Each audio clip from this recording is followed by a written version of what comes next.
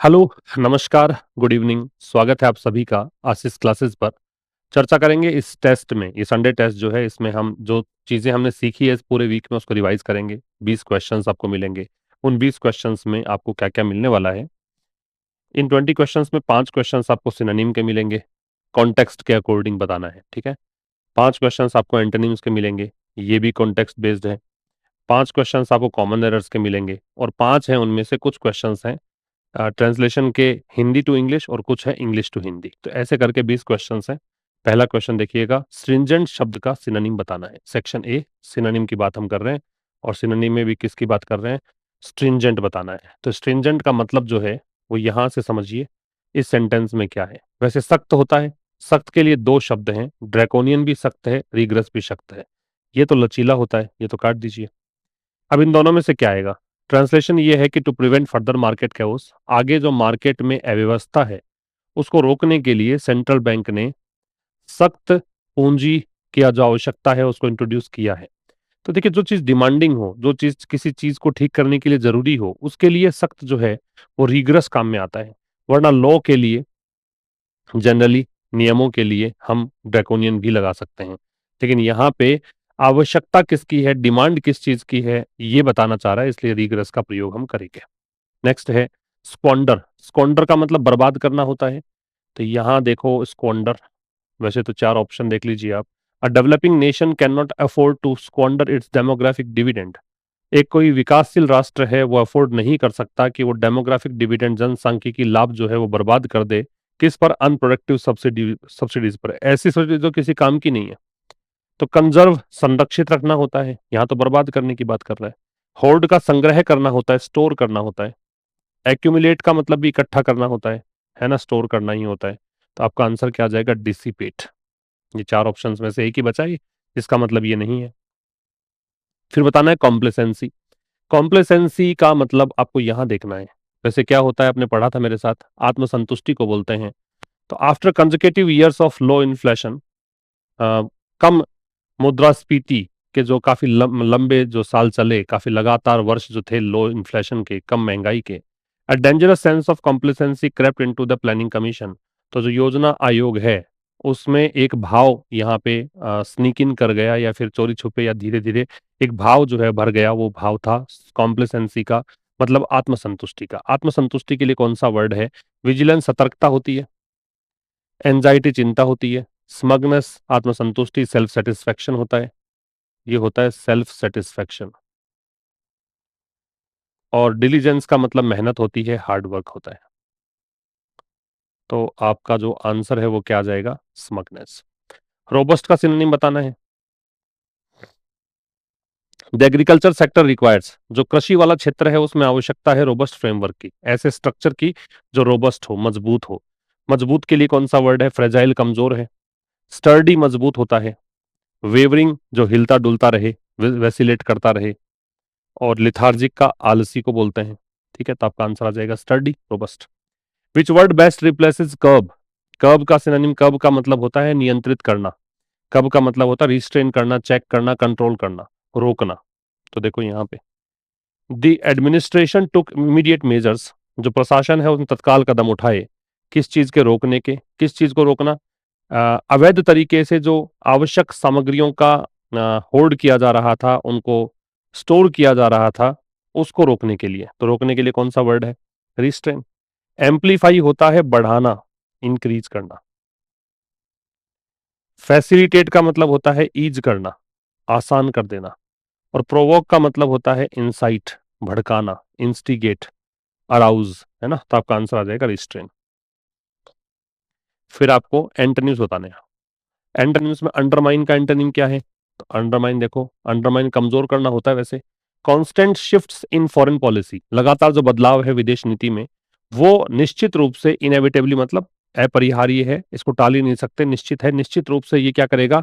Undermine करेगा confidence को, हमारे स्ट्रेटेजिक अलाइज की, हमारे जो रणनीतिक सहयोगी हैं उनके विश्वास को कमजोर करेगा। कमजोर करने के लिए इरोड तो कमजोर करना ही होता है।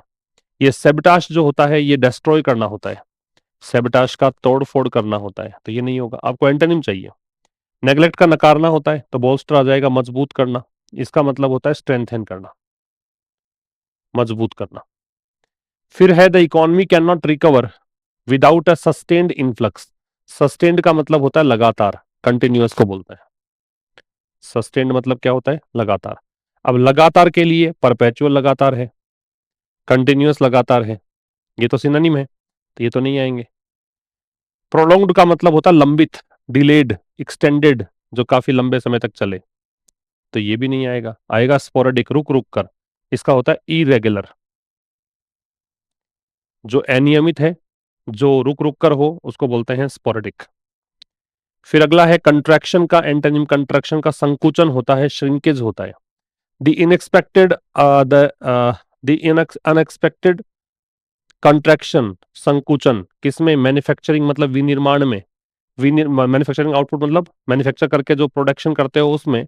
सिग्नल्ड, उसने संकेत दिया, एन अपकमिंग रिसेशन की आने वाली मंदी जो है उसका संकेत दिया। तो कंट्रैक्शन का संकुचन है, तो श्रिंकेज तो सिनोनिम है ना, संकुचन है। रिडक्शन भी सिनोनिम है, कमी होना। डिफ्लेशन का हवा निकालना भी होता है, ठीक है। इन्फ्लेट का उल्टा डिफ्लेशन, और इन्फ्लेशन का उल्टा भी डिफ्लेशन होता है, तो ये भी नहीं आएगा। एक्सपेंशन आ जाएगा, विस्तार। एम्फेटिक, एम्फेटिक का मतलब क्या होता है? जोरदार ढंग से, जो रिसाउंडिंग हो। The defence minister gave an emphatic denial. Defence minister ने बड़े जोरदार तरीके से इनकार कर दिया, किस बारे में? Regarding the border skirmish rumours. Skirmish का मतलब होता है लड़ाई झगड़ा, बिकर कह सकते हो, बिकरिंग। तो डिफेंस मिनिस्टर ने इस बात को नकार दिया, जोरदार ढंग से नकार दिया, कि सीमा पर जो रूमर्स थी, अफवाहें थी लड़ाई की, उस संबंध में एम्फेटिक तरीके से डिनाई कर दिया। तो रिसाउंडिंग तो सिनोनिम है इसका। अनइक्विवोकल जो होता है वो स्पष्ट होता है, ठीक है, ये क्लियर होता है।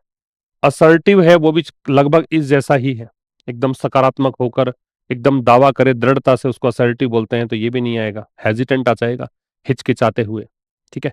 फिर है डेलिबरेट। डेलिबरेट का मतलब होता है विचार विमर्श करना। The Supreme Court decided to deliberate on the constitutional validity. Supreme Court ने तय किया, जो संवैधानिक वैधता है उस पर विचार विमर्श करने का तय किया। और संवैधानिक वैधता किसकी? एक और जो सप्ताह की, जो the law for another week, मतलब लॉ की जो वैधता है उसको एक सप्ताह और तय, मतलब विचार विमर्श करने के लिए तय किया। तो विचार विमर्श करना, पॉन्डर सिनोनिम है। कंटम्पलेट सिनोनिम है, ये विचार विमर्श करना। इवेल्युएट, परीक्षण करना, ये भी सिनोनिम ही मानो। तो फिर इसका ये आ जाएगा। बाकी तो है तो नहीं एग्जैक्टली इसका ये एंटोनिम, लेकिन यही एक बचा। रस का जल्दबाजी करना है, तो जल्दबाजी करना, विचार विमर्श करना, उल्टा इस तरीके से मानिए कि आप विचार विमर्श कर रहे हो, थोड़ा टाइम लगा रहे हो उस पर, थोड़ा बहुत समय लगा रहे हो, थोड़ा सोच रहे हो और एक जल्दबाजी करके निर्णय ले रहे हो, तो ये रस आ जाएगा। ये तो आपके वोकैब बेस्ड हुए। अब इसमें मल्टीपल एरर्स हो सकती हैं, देखिए देखो। Despite of the government strict warnings, तो डिस्पाइट के साथ में ऑफ नहीं आता, पहली बात। Despite of the government strict, government जाएगा, गवर्नमेंट की स्ट्रिक्ट वार्निंग्स के बावजूद, गवर्नमेंट की सख्त चेतावनी के बावजूद। द लोकल वेंडर्स आर, जो स्थानीय विक्रेता हैं, प्लूरल है, तो आर आ जाएगा। ये क्या कर रहे हैं? कंटिन्यूइंग, ये जारी रख रहे हैं।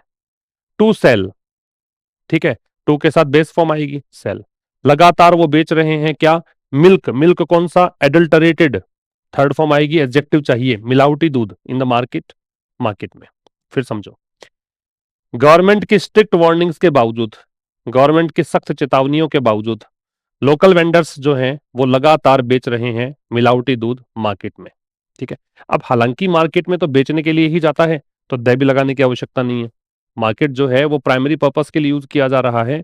या आर्टिकल में आप पढ़ते हो कि अगर प्राइमरी पर्पस के लिए यूज कर रहे हो तो आप आर्टिकल लगाओ ही मत, और सेकेंडरी पर्पस है, other than the primary purpose है, तो फिर आप दे लगा सकते हो। तो यहाँ पे पर्पस वही है, बेचने का काम ही कर रहा है, तो दे नहीं आएगा। नेक्स्ट पे आइए।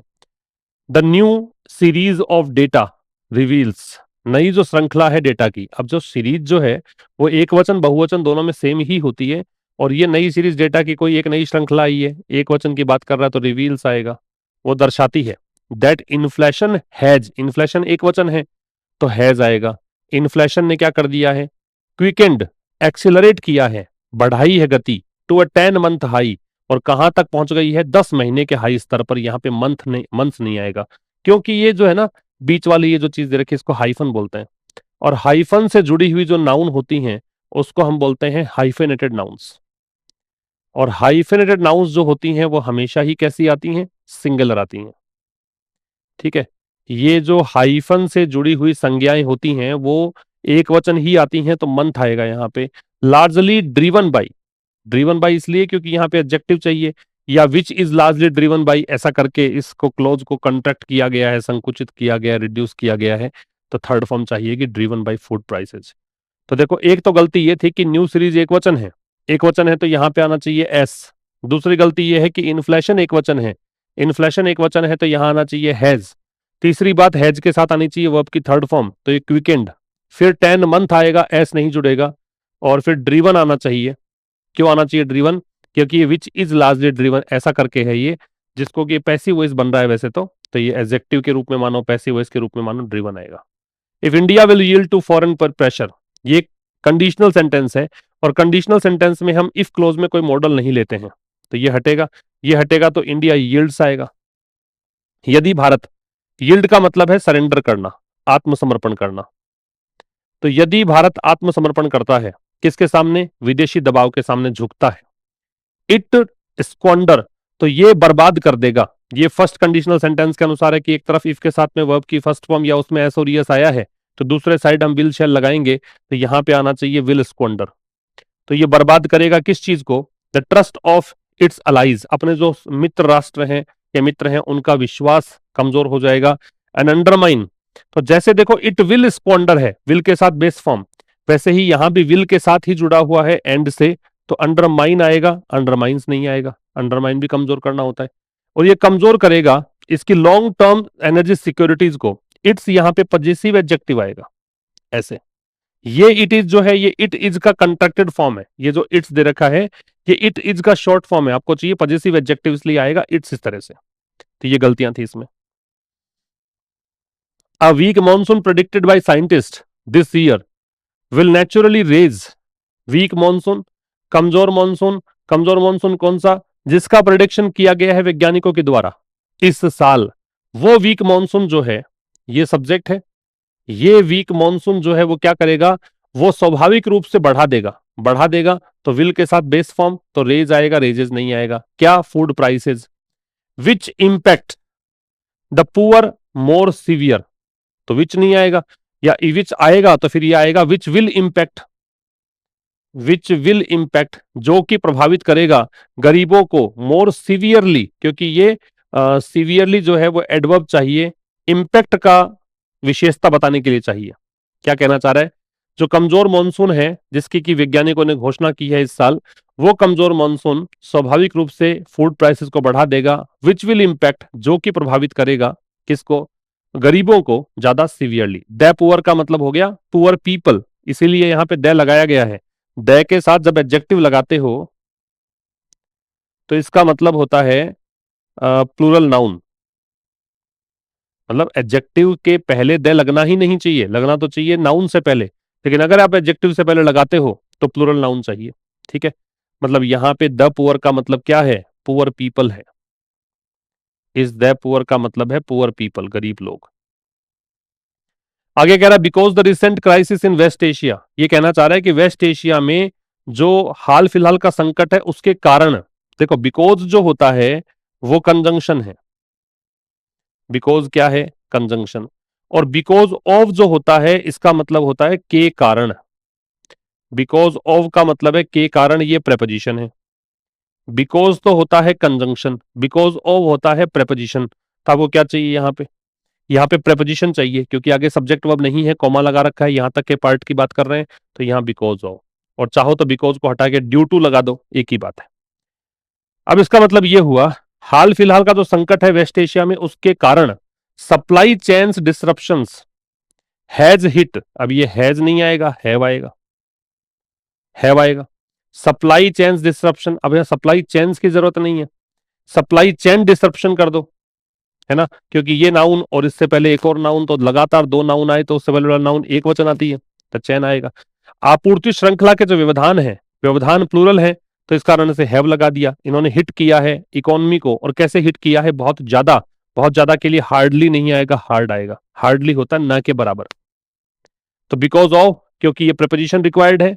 सप्लाई चेन इसलिए क्योंकि डिसरप्शन से पहले नाउन दे रखा है, तो नाउन से पहले जो नाउन आएगा वो मॉडिफायर इसका होता है, एक वचन चाहिएगा। डिसरप्शंस डिस्टरबेंसेस को बोलते हैं, व्यवधान को प्लूरल है तो हैव आएगा, फिर हैव के साथ थर्ड फॉर्म, ठीक है। फिर इस हिट का एडवर्ब चाहिए आपको, हार्ड आएगा। हार्डली जो है वो नेगेटिव एडवर्ब है, इसका मतलब तो प्रभावित करेगा ही नहीं, जबकि व्यवधान है तो प्रभावित जबरदस्त तरीके से करेगा, तो हार्ड आएगा। अभी आपको इंग्लिश टू हिंदी ट्रांसलेशन देखना है। The government must avoid complacency as future threats like El Nino loom over the agricultural sector। मैं बोल रहा हूं हिंदी में, वो आप देख लीजिएगा। गवर्नमेंट को जरूर से जरूर, मस्ट है तो जरूर से जरूर, अवॉइड बचना चाहिए, कॉम्प्लेसेंसी आत्मसंतुष्टि से। सरकार को जरूर से आत्मसंतुष्टि से बचना चाहिए, एज मतलब है क्योंकि, फ्यूचर थ्रेट्स लाइक क्योंकि भविष्य के जो खतरे हैं जैसे कि अल नीनो, वो मंडरा रहे हैं किस पर, कृषि वाले क्षेत्र पर। फिर समझिए, सरकार को आत्मसंतुष्टि से जरूर बचना चाहिए क्योंकि अल्नीनो जैसे भविष्य के खतरे कृषि क्षेत्र पर मंडरा रहे हैं, ये इसका मतलब है। दूसरा है स्ट्रिक्ट पेनल्टीज अलोन, ये हो गया सख्त जुर्माने, ठीक है। अलोन मतलब अकेले, केवल। आर इनसफिशियंट, वो अपर्याप्त हैं, ठीक है। तो केवल सख्त जुर्माना जो है वो अपर्याप्त है, केवल सख्त जुर्माने से ही काम नहीं चलेगा। We need robust regulatory oversight, oversight का मतलब है निगरानी, सुपरविजन। हमें जरूरत है किसकी, रोबस्ट मतलब मजबूत, रेगुलेटरी मतलब नियामक, यह है नियामक या विनियामक कह सकते हो। ओवरसाइट का निगरानी किस लिए, फूड अडल्ट्रेशन, खाद्य मिलावट को रोकने के लिए। तो कह रहा है केवल सख्त जुर्माने अपर्याप्त हैं, हमें खाद्य मिलावट को रोकने के लिए मजबूत विनियामक निगरानी की आवश्यकता है, ये मतलब है, ठीक है। और ये हिंदी टू इंग्लिश है। लगातार बढ़ती महंगाई ने आम आदमी की कमर तोड़ दी है, विशेषकर खाद्य पदार्थों की कीमतों में भारी उछाल के कारण। तो सेंटेंस इतना ही बनाओ एक बार आप आगे तो बन जाएगा, कोई विशेष नहीं है। बनाओ, लगातार बढ़ती महंगाई ने आम आदमी की कमर तोड़ दी है।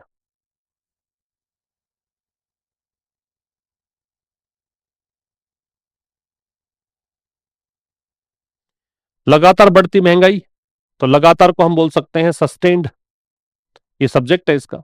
सस्टेन्ड, बढ़ती हुई मतलब राइजिंग, महंगाई मतलब इन्फ्लेशन। तो सस्टेन्ड राइजिंग इन्फ्लेशन, इसने कमर तोड़ दी है, तो हैज ब्रोकन द बैक किसकी, ऑफ द कॉमन मैन। ये तो लिटरल बना दिया मैंने इसका। और कमर तोड़ दी है मतलब इसको कमजोर कर दिया है, प्रेशर में डाल दिया है, ऐसा समझ सकते हो। तो फिर ऐसे बनेगा sustained rising inflation has made the common man weak, यूं कह दो। या has brought the common man under pressure, ये भी हो सकता है। विशेषकर, विशेषकर मतलब स्पेशली, स्पेशली खाद्य पदार्थों की कीमतों में भारी उछाल के कारण। तो बिकॉज, स्पेशली बिकॉज ऑफ या due to, specially because of, भारी उछाल के कारण, भारी उछाल, हाई इन्फ्लेशन कह सकते हो, या सॉरी हाई स्पाइक्स कह सकते हो, उछाल का स्पाइक्स किसमें, प्राइसेस ऑफ फूड मटेरियल्स, है ना। बिकॉज ऑफ भारी उछाल, कंसिडरेबल, अकंसिडरेबल, भारी को कंसिडरेबल भी कह सकते हो, मैसिव भी कह सकते हो। बिकॉज ऑफ अ मैसिव, उछाल को बोलेंगे सर्ज कह दो, स्पाइक कह दो। In the prices, in the prices of, क्या है, खाद्य पदार्थ, फूड मटेरियल्स, ये आपका आंसर आएगा। Sustained rising inflation has broken the back of the common man, especially because of a massive surge in the prices of food materials। दूसरा है विदेशी दबाव में आकर अपने पुराने सहयोगों का विश्वास खोना एक बड़ी कूटनीतिक गलती साबित हो सकती है। सेंटेंस शुरू कहां से करें, यहां से करो। विश्वास खोना ये क्रिया है, क्रिया को बनाओगे सब्जेक्ट तो आईएनजी लगेगा, है ना। और विश्वास खोना किसका है, पुराने सहयोगियों का। और विदेशी दबाव में आकर, ऐसा करके ये सेंटेंस बन जाएगा। करो कोशिश।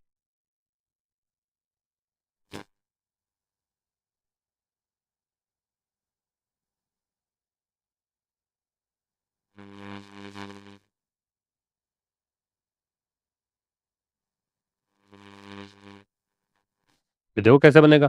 विश्वास खोने को बनाओगे आईएनजी फॉर्म में, खोने को बोलते हैं लूज, आईएनजी लगाओगे तो लूजिंग।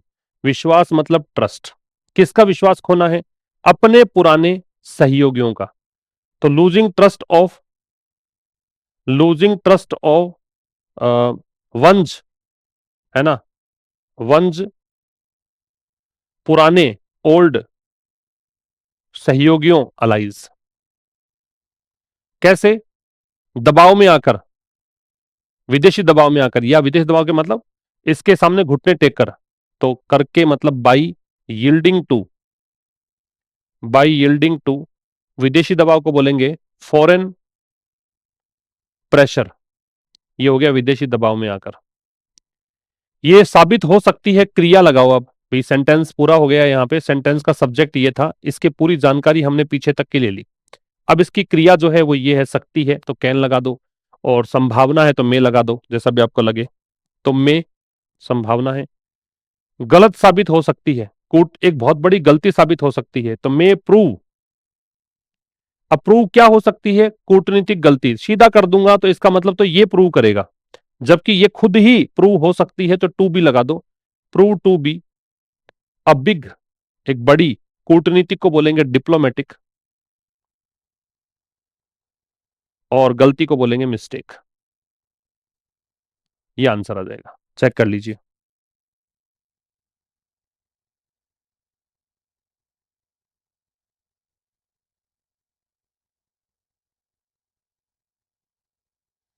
समझ में आ गई बात? रिपीट कर दूं? सब्जेक्ट ये था, इसी की तो बात है। विश्वास खोना ही तो साबित हो सकता है, तो विश्वास खोना क्रिया है, क्रिया को बनाया, सब्जेक्ट तो आईएनजी लगाया। लूजिंग ट्रस्ट किसका? ओ, उल्टा चल रहा है। अपने पुराने सहयोगियों, अपने के लिए लगेगा वंज, क्योंकि और तो कुछ है नहीं इसमें। वंज ओल्ड सहयोगियों को क्या बोलते हैं? Once old allies. कैसे? By yielding to foreign pressure. साबित हो सकता है, ये कोई संभावना है, तो मे प्रूव साबित हो सकता है। क्या? अगर मैं मे प्रूव कर दूंगा तो ये खुद साबित करेगा, जब ये खुद साबित हो सकता है तो may prove to be a big या अ मेजर। कूटनीतिक, डिप्लोमेटिक, गलती, मिस्टेक। जब तक हम ऊर्जा के स्थायी विकल्प नहीं खोज लेते, जब तक की न के लिए, ये जो सेंटेंस है ना, जब तक नहीं, इसके लिए अंटिल यूज करते हैं, ठीक है, तब तक हमारी अर्थव्यवस्था बाहरी झटकों के संवेदनशील रहेगी। और ये कंडीशनल सेंटेंस के टाइप का है, फर्स्ट कंडीशनल सेंटेंस है। ऐसी कंडीशन में हम फर्स्ट जो है वो तो जाएगा फर्स्ट फॉर्म में, दूसरा जाएगा फिर विल, शैल, कैन में, जो भी लगेगा उसके अकॉर्डिंग। तो जब तक हम ऊर्जा के स्थायी विकल्प नहीं खोज लेते, तो अंटिल वी, ऐसा करके सब्जेक्ट हो गया। फिर खोज लेना, ये फर्स्ट फॉर्म में लगाओ। खोज लेने को क्या बोलते हैं? सर्च। तो अंटिल वी सर्च या अंटिल वी फाइंड, है ना। तो देखो, अंटिल वी खोज लेते हैं तो फाइंड या सर्च, क्या? स्थायी विकल्प, और किसके? ऊर्जा के। Until we find permanent substitutions या ऑल्टरनेटिव्स ऑफ ऊर्जा, एनर्जी। द परमानेंट, या सस्टेनेबल कर दो, ज्यादा ठीक रहेगा। द सस्टेनेबल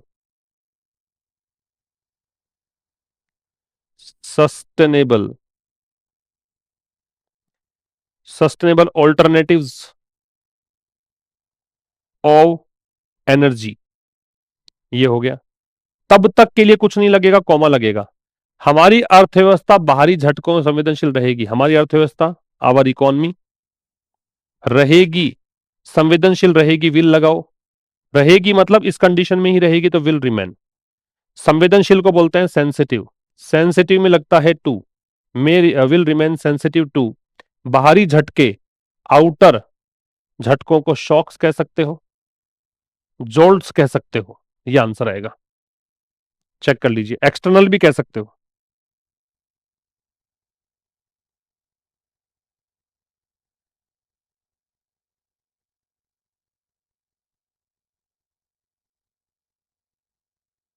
ठीक है, ये आपका आंसर आएगा। यहां पे एक्सटर्नल भी कर सकते हो, एक्सटर्नल।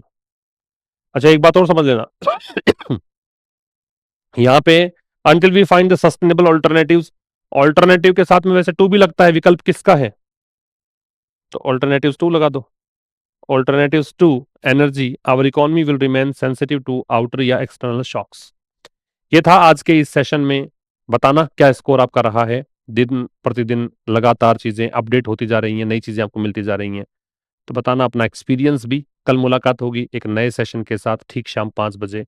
और वो कैब अगर आप देखना चाहते हैं रेगुलर, आप वो कैब वाला सेशन चाहते हैं, तो फिर आपको इंग्लिश मास्टर वाले चैनल पर 9:15 पर वो सेशन देखना है। अभी तक 15 सेशंस हो चुके हैं, ठीक है। लगातार वो क्लासेस हो रही हैं, संडे मंडे का उसमें भी ऑफ नहीं है, यहाँ पर भी ऑफ नहीं है, तो उन क्लासेस का भी आप बेनिफिट ले सकते हैं। Thank you very much, see you tomorrow at 5। Till then, नमस्कार।